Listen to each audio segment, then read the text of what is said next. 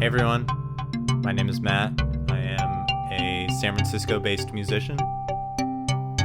Today I'm going to be exploring the Cirklon sequencer and its concept of auxiliary events. We're going to keep this pretty loose. I'm mostly just going to be going through the randomization part of the manual and trying out some stuff. I have the Cirklon, as you can see here. It's sequencing the third wave from groove synthesis, which is a multi-timbral wavetable synth, which is really great because the Cirklon can sequence all four parts. So you basically have like 3 oscillator wavetable synths. So it's a super powerful combination. Yeah, here's the sequence that I have going from just playing with things earlier. Popping out, we have a couple auxiliary events set up already, but we'll start from scratch in a second. We have some note randomization, some velocity randomization, randomization of the gate, which is essentially just probability of whether a trick will fire or not. And right now we have delay turned off. Delay is like micro timing for each note. Just to give you a quick preview of what that would sound like. You can get real wonky real quick.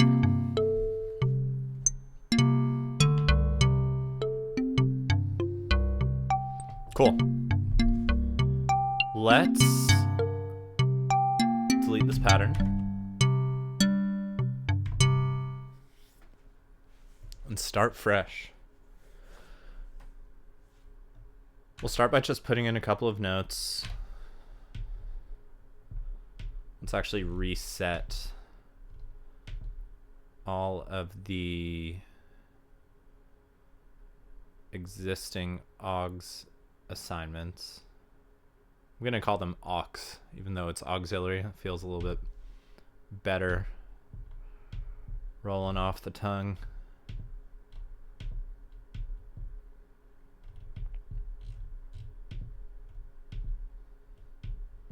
These aren't the exact CC assignments that you'd have at with a fresh pattern, but doesn't matter for our purposes. Cool. Let's just get a couple of notes in here. I'm going to try not to mess with the third wave too much, because that's not the purpose of this video. I mean, the purpose of this is just to have a good time. It's also unlikely I'll hold myself to that because it's a lot of fun to play with this thing.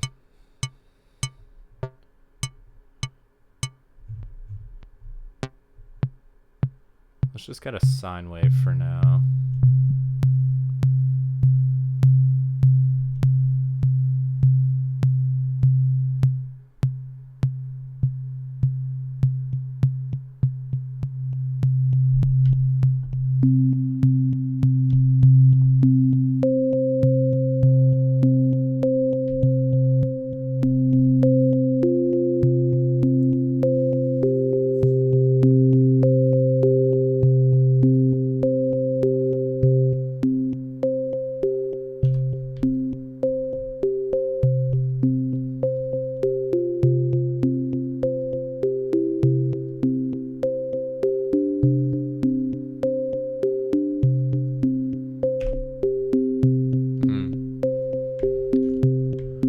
So I've used the Cirklon for a few months at this point.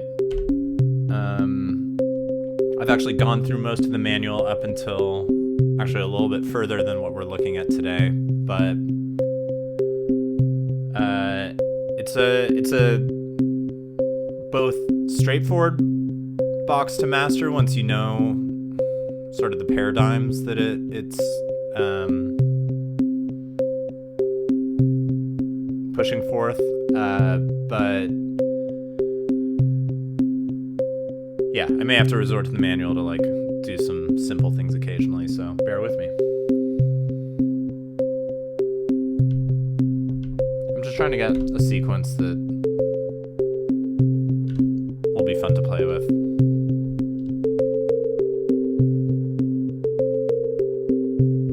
Yeah, this seems reasonable.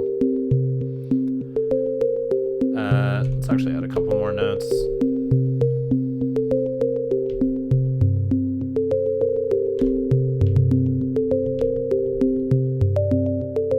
Okay, cool.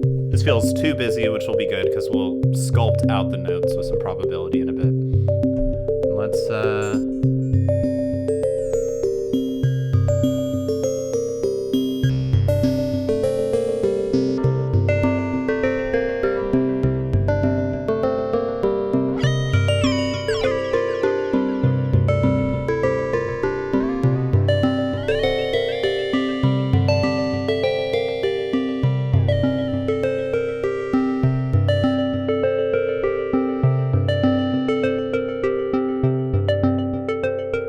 sounds pretty good.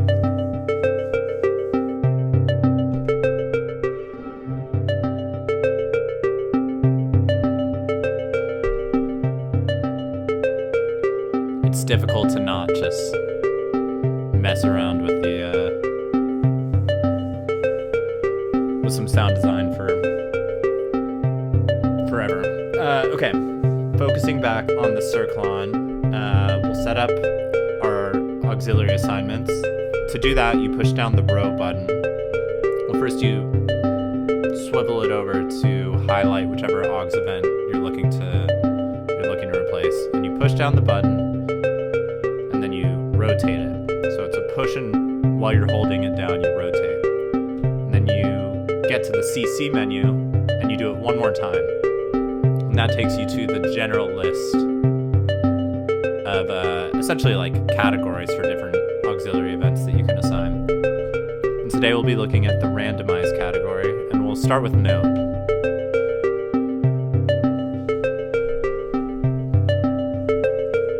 And we'll probably want to set a scale in a bit, but just to like see how this works, let's do it on the 5 and the 13. So you enable it by toggling it as if it were a step, but it won't actually have an effect until you change the value.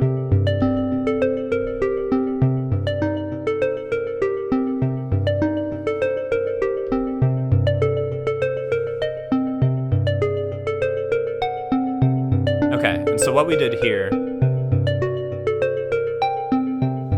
is set both the 5th and the 13th step to have a value of 12, which means that the note can be anywhere between the original note that we've set, in this case a C4 and a G4, and 12 notes above, which is an octave. So it can be 3 notes above, it can be 6 notes above. And because we don't have it tied to a scale, you can hear that it's occasionally unmelodic,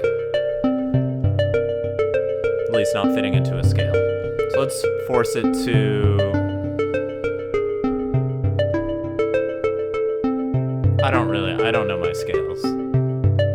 Mixolydian often sounds good. I don't even know if I'm pronouncing that correctly.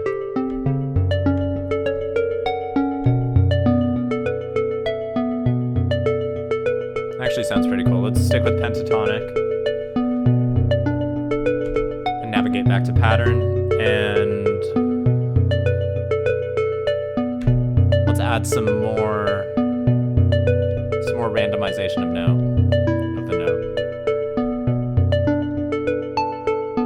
So the 11th step can now go up 24 steps, which is,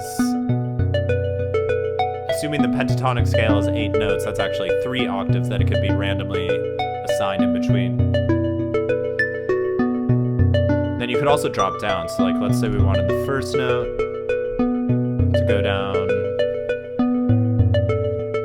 potentially 16 notes within the scale, which would be 2 octaves, I think.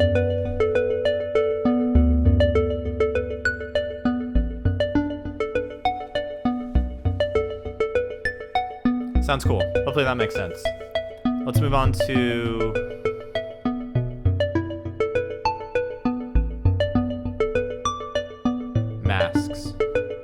it even mentions in the manual using the force to scale feature is useful because it hones in the randomization a bit.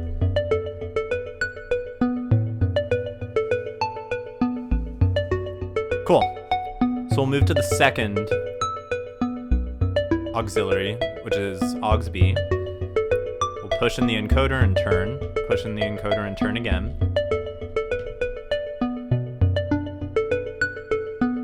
And this time we'll scroll down to randomize mask gate.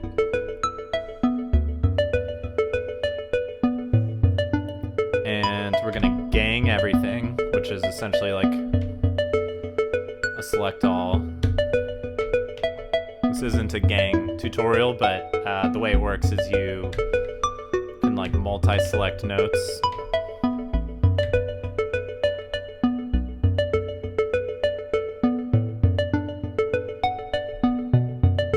I wonder if I've been trying to figure out how to like clear all quickly without deleting a pattern, and I may have just stumbled upon that. Anyway, we're not going to go into gangs. I don't know how to explain it well. I have all the notes selected right now, though, and I'm gonna just enable them, and you hear all the sound cuts out. And that's because with mask gate, which is essentially probability,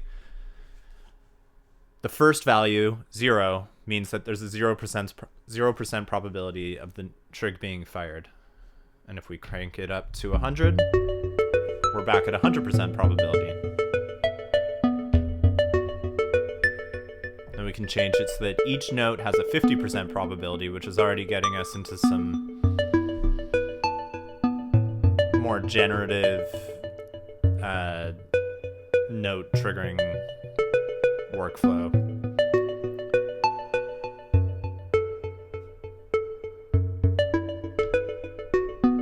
The Cirklon also has this concept of like, I don't know what they call it, but it's sort of a sloped. You can create slopes of values really easily by holding one encoder and a second encoder that you'd want to be the end of your slope, and then you just kind of move them around and the values interpolate. So that's cool. You can draw some nice looking shapes, which might be a fun way to sort of generate some interesting patterns. I like this because every 4 steps, the note gets, let's boost the last one a bit, the notes get less and less likely to fire, with the first of each 4 having 100% probability, so it'll keep things in motion, which feels generally pretty good musically.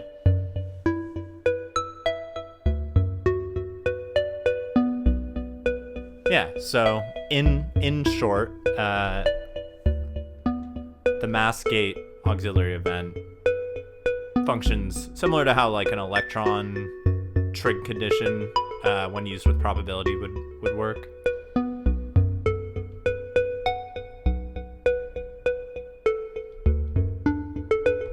You end up building with the Cirklon MIDI type effects that you'd get out of the box with some other sequencers like the Haypax or the Oxy1.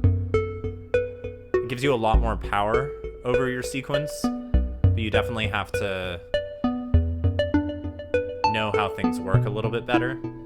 It's less of a happy accident machine straight out of the box, but you can build, from what I can tell, considerably more powerful generative sequences, I suppose.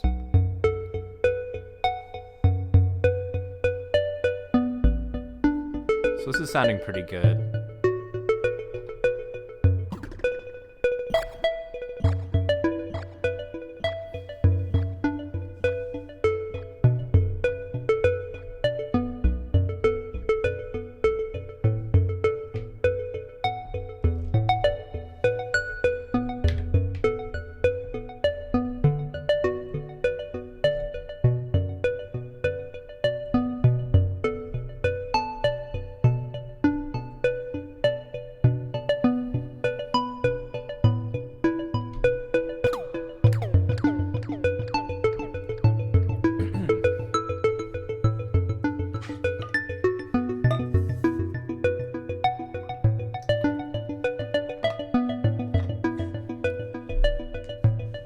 Alright, so this portion of the manual explains the random mask gate.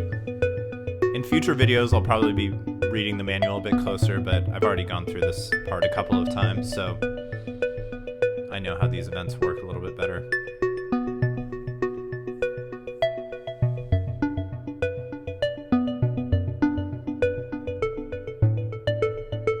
And essentially, the manual explains mask gating, note randomization, and then it just asks you to experiment a little bit. So we'll just go through and I'll do my best to explain my understanding of how these things work.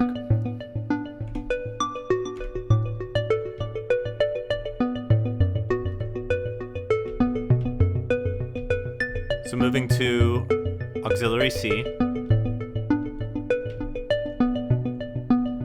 let's do velocity.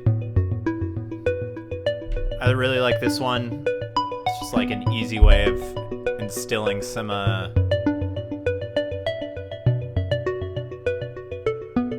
don't know, randomized dynamics into your pattern, I suppose. I suppose that's exactly what it does. And then, I mean, like with the third wave, we could use velocity to assign, we could use the mod matrix to assign velocity to any parameter on here. You can do that with a lot of different synthesizers. Or drum machines, but I kind of like it to just handle dynamics. So what we're gonna do is select all of these notes and just bring them down a bunch.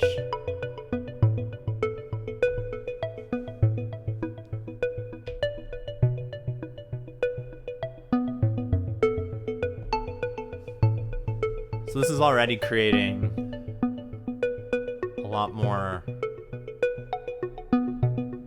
dynamics through some quieter steps.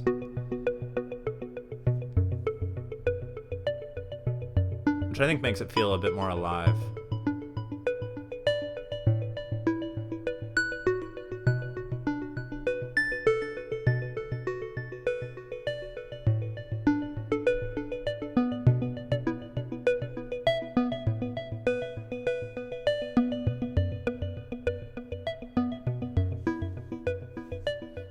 Cool. We only have one auxiliary event left, so we will... Let's see what we have in here. We might need to override an earlier one. There's a way of expanding the auxiliary events by using other P3 patterns, but I have not reached that skill level yet. Randomized length,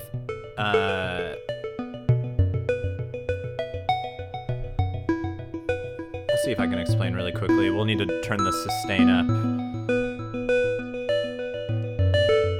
And we'll go to the length of each note. And bring them all down to 0.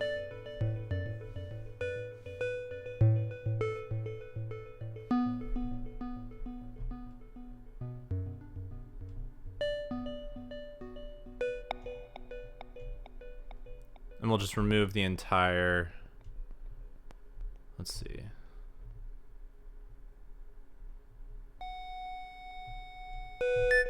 All right, well, let's see what happens.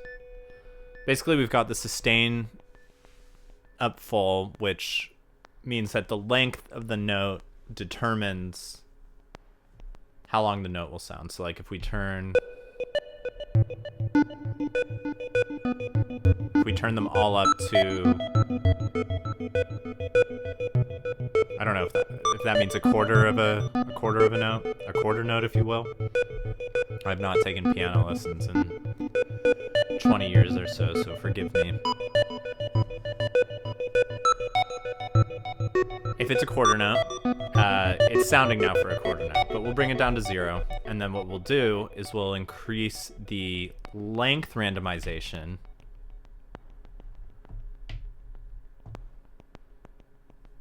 up to a certain value. We're not hearing anything because I don't have anything selected.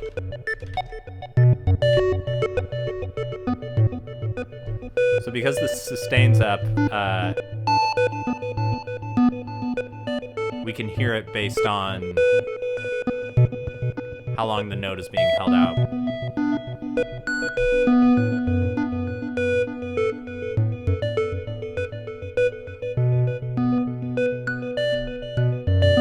Hopefully that's relatively understandable. It's audible, but not obviously so.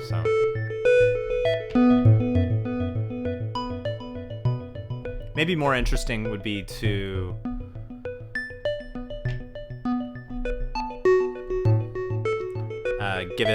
give all the notes the length that we had before, what we're calling a quarter note, and then randomizing the length the other way, so some of the notes will be shorter. Again, I'm not sure how much I can even hear this, but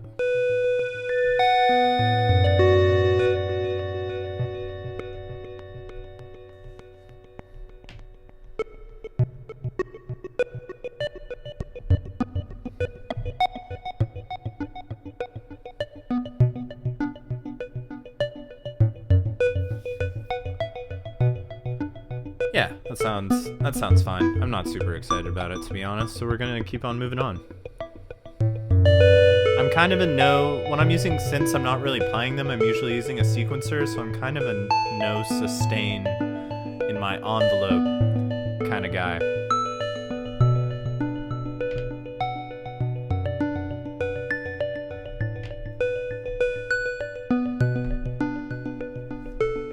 Okay, we're gonna move on to. I showed this off really quickly at the beginning, but randomized delay is interesting.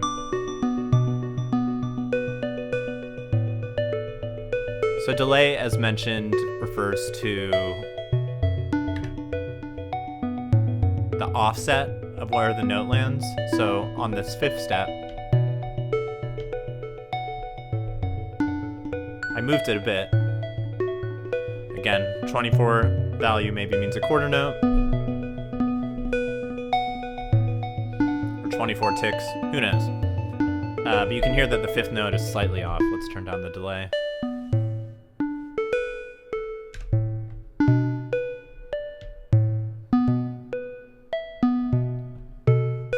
You can get it almost overlapping with the second note, with the note immediately following it. And you can go reverse as well.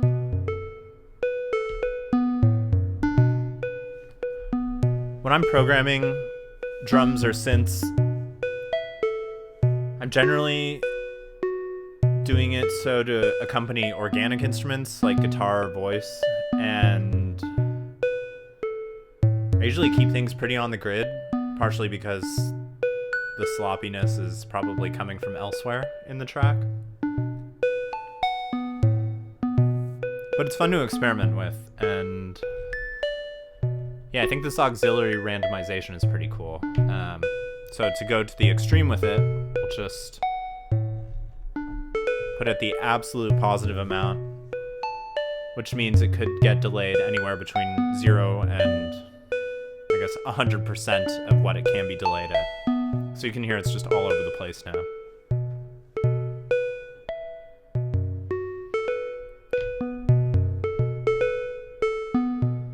But if we did a smaller range,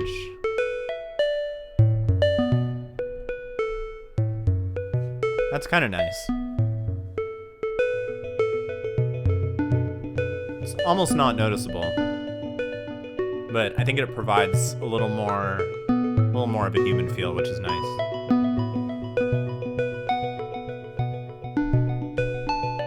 Okay, we've used up all of our spots, so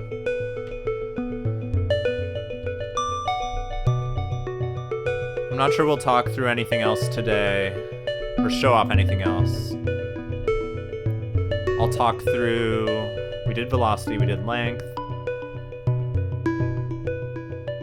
I don't think these next three, the randomization of the auxiliary values, will be super interesting until we get into some of the later auxiliary events, and that's because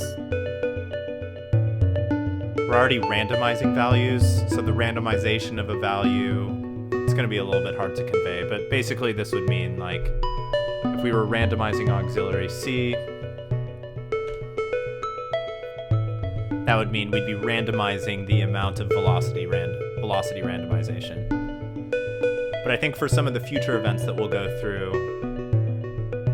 like inter-track events, you could be randomizing how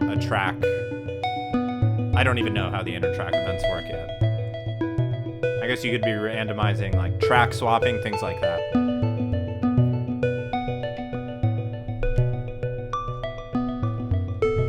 We looked at the randomizing of the gate, which is the probability, randomizing of a tie. We don't have any ties set up on here, and I'm not sure this synth patch will work super well with ties. So we'll maybe show that off another time. And then these last three, I'm assuming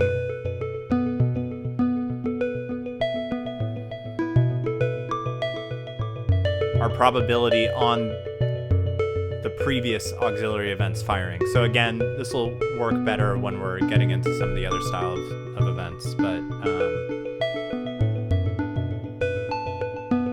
you can see that being useful. Let's say you have an auxiliary event that jumps to another pattern.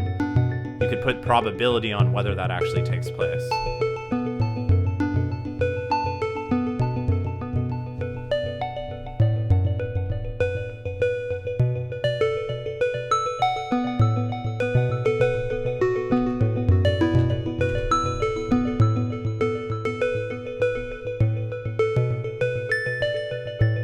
Great, that's all we'll go over today.